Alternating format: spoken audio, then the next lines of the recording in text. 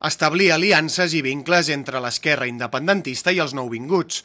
Aquesta era la premissa del segon punt de trobada organitzat per la CUP de Blanes a Casa Saladrigues. Després de discutir sobre el nou POUM, l'agrupació independentista va escollir la immigració com a tema de debat del punt de trobada, un format que aposta per la participació ciutadana com a eina indispensable. Que el punt de trobada, com us comentava, ve a ser un espai de democràcia participativa on la gent, els ciutadans de Blanes, puguin venir a expressar una mica la seva opinió respecte en aquest punt de trobada i d'aquí poder engruixir idees que lliguen una mica amb els plantejaments que nosaltres com a CUP tenim en aquest aspecte.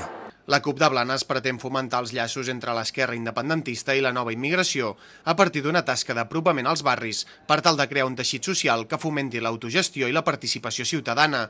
Per poder assolir aquests objectius, l'agrupació pren com a eines de referència el Marc Internacional dels Drets Humans, el Pacte Nacional per la Immigració i el Pla Local d'Acollida, Ciutadania i Interculturalitat de Blanes. Per la CUP, es tracta d'acostar-se a la immigració no des de grans projectes polítics, sinó des de la proximitat. A vegades es tendeix des de les institucions a fer grans projectes que queden penjats en una pàgina web amb la dificultat que això representa, potser per un nouvingut, per poder accedir a tota la informació que hi ha allà, no?